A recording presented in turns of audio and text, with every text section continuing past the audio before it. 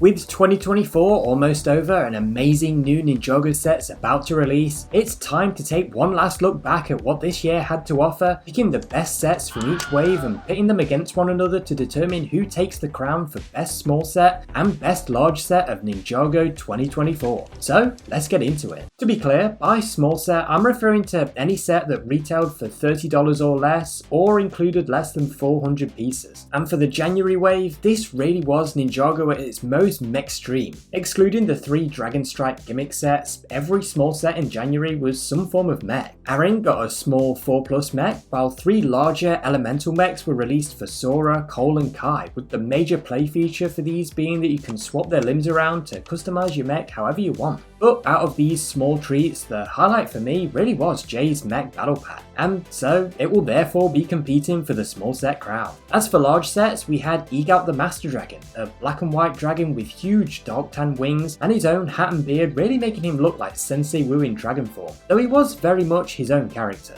As the only January set to qualify as a big set, Egalt wins by default and moves on to compete for the large set crown. Next was the March set wave, and for small sets we have the 4+ Source Dragon battle for Kai and Wildfire, an elemental mech for Lloyd with the same customizability option as the others, and also a ninja off-road buggy car for Aaron. The winner here though has got to be the young Dragon Riyu, the next stage of the little dragon's evolution. I really like this set, but how will it fare against Jay's mech? March also saw the start of the Micro Ninjago City collection, miniaturized versions of the 4 Ninjago City modular sets, offering up a more space-conscious alternative to the bigger sets. I'm not going to be judging them with the other small sets in this video, but I thought they at least deserved a mention here as we look back at 2024 as a whole. For large sets, there's Kai's Ninja Climber mech, which I was really impressed with, the Wolf Mask Shadow Dojo, and the Dragonstone Shrine. All great sets, but only one can compete for the top spot, and sadly for the Climber mech, the March winner is a 2-horse race between the Shrine and the Wolf Dojo. Each one clocks in at around 1200 pieces, and despite the glaring size difference between them, I really do think they're both worth their $120 retail price. On the one hand, the dojo has an incredible selection of minifigures with 4 ninja and 4 villains, plus a really big layout consisting of a battle arena, a tree for holding prisoners, and the Wolf Dojo sat high up in the air. It's really big, and yeah, it's a thin facade temple as we often see with Ninjago, but there's so much space here to play around with the figures. You can fill up the dojo with warriors, and the wolf head adds a great finishing touch to it all. At the other end, the shrine is a densely built dragon statue with gorgeous detailing built in for its pond, rocks and cherry blossom tree. There's not as much going on minifig wise, but it still managed to include one of my favourite Wu minifigures of all time and a new elemental master.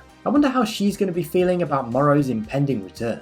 It might not take up much space, but it really is a beautiful display piece, and that's why out of these 2 incredible location builds, I have to give the edge to the Dragonstone Shrine. Then we come to June, and for small sets, all we got are Zane's Bike, a tournament polybag, and the rest of the Micro City collection. Cutting to the chase, I think the polybag wins this one. Dragons Rising has given us some really good polybags, and this is no exception. Zane's Bike is decent, but the polybag is cheaper, it can connect to other tournament sets, and it actually includes a villain.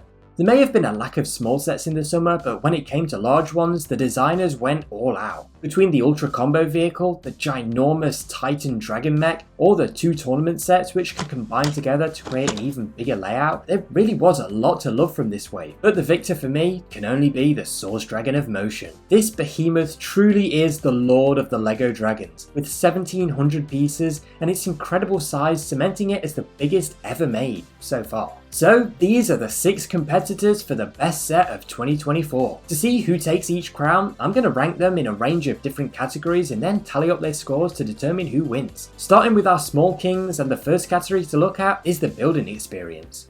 When you buy a new LEGO set, the first thing you do is crack it open and build it up, and as these 3 are small sets, they really aren't very complicated to put together. Both Jay's mech and Ryu use the Mixel ball and socket system, which I for one am a huge fan of. 3 points will be given to the best set for each category, and for building experience, that's Ryu. He comes together quickly, with the bulky body taking up most of the piece count, then making good use of the mech shoulder armor for his back half. Jay's mech comes in second place and picks up 2 points. Again, the Mixel joint system makes for a quick and snappy experience, but there's not as much to put together here as there is with Ryu, thanks to the large torso molds, hence the lower score. Finally, the tournament training polybag picks up 1 point. There's not that much to build with this one, so it really can't go any higher, but it does manage to pack in a nice play feature, bringing us to the next category, playability.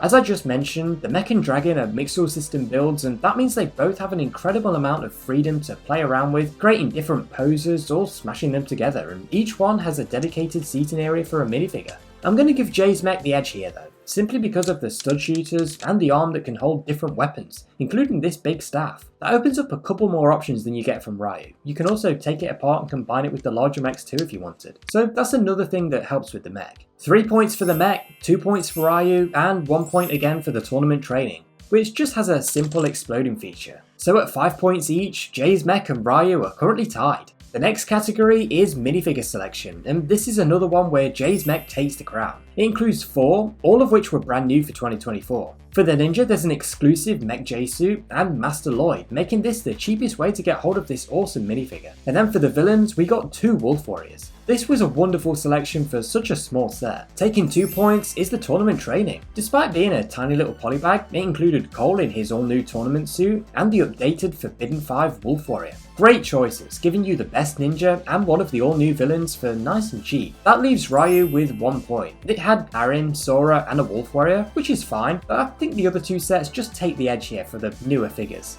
The next category is value for money, and again, this is one where Jay's mech sweeps, taking 3 more points. It retails for $10, and considering what you get, that's one of the best deals currently on shelves, giving you 4 minifigures and a fun little mech build.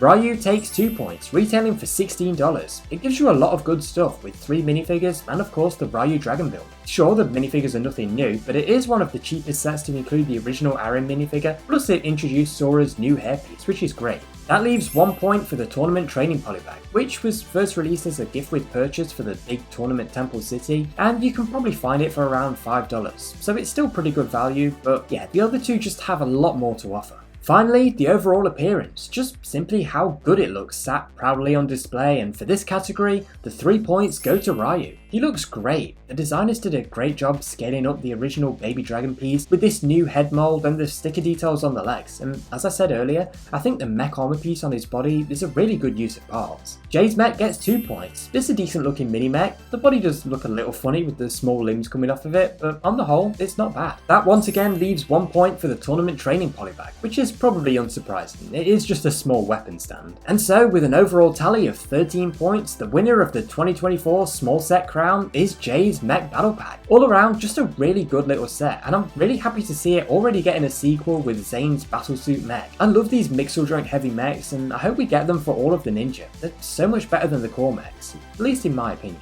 Now for the big sets, with Egalt, the Dragonstone Shrine, and the Source Dragon of Motion battling to take the crown. Once again, the first category to look at is building experience, and this is a win for the Dragonstone Shrine for me. So it takes the 3 points. It was so fun to put this one together with the layered pond water, the tree that wraps around the side, and the designer even throwing in a golden teapot that can't even be accessed when the set is finished. It's just a fun little Easter egg for as you're building the set. Next is the Source Dragon of Motion, which takes 2 points. Again, this was such a joy to put together. The build is broken up into 5 books, each focusing on a small section of the dragon, which all click together using ratchet joints. That leaves Egalt at 1 point. Again, it was a fun set to build, but it's nothing too special compared to the other 2 here. The next category is playability, and this is one where Egalt shines. He's a medium-sized dragon, and so as you'd expect, he's got all the typical articulation in the legs, the head, the wings and tail thanks to ball joints and ratchet joints, but added to that, he also comes with a sword that he can grab with his tail and swing around, which is really cool.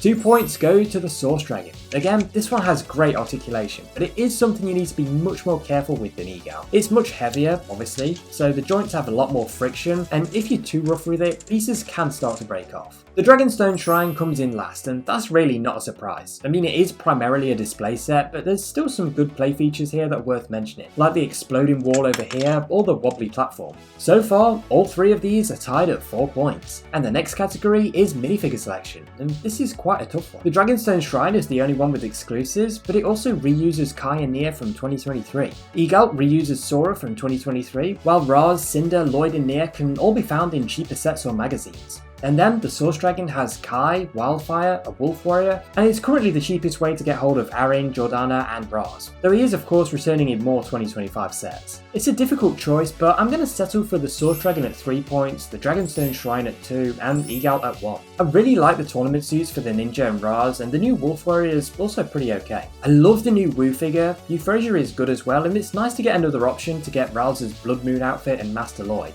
As for Egalt, again, good stuff. I prefer the ninja suits in the other sets to these mech pilot ones. Now we come to value for money, and for this one, I've got to give it to the Source Dragon again. It's $150, which, yes, is expensive, but consider what you get. 1,700 pieces, which build the biggest dragon Ninjago has ever seen by a long shot. It is absolutely massive, and also comes with 6 little dragon spirits on top of the 6 minifigures we just looked at. Gaining 2 points is the Dragonstone Shrine. At $120, it's got a good price to part ratio, and the build is nice and compact, so although it's small, it's still got some weight to it and feels like a big set. The minifigures are again a nice bonus that look great relaxing in this stunning environment. That puts Egalt at 1 point. He's a good set, but $70 is quite high for what you get, just 532 pieces. Finally, we have the overall appearance, and this one has to go to the Shrine. It really is a love letter to longtime Ninjago fans. The statue has one of the best looking dragon heads that LEGO has ever made. The olive green pieces also help to really age the statue up nicely, and I love the water pouring into the fish pond below. The cherry blossom is a beautiful finishing touch, and I also really like how it allows for extra interior space up above. The Source Dragon takes 2 points. Again, another stunning build. This creature is so well made, with a lot of effort put into covering as many gaps between body parts as possible. It really does look like a real creature. The wolf throne that sits on top just adds an extra foreboding nature to it. I don't care that it's non-canon, it looks fantastic. And so Egalt takes 1 point again here. He's a fun and wise looking dragon, but compared to these two, there's really no contest. With 12 points, the winner of the large set category is the Source Dragon of Motion. Yeah, all around just an amazing set, and truly one that I think will stand out for many years to come. But do you agree with my choices? It's time to leave your own thoughts in the comments down below. And make sure you smash that subscribe button if you haven't already, so you don't miss any of my new videos, including ones on the 2025 sets as soon as I get hold of them. That's all for today, so thanks for watching.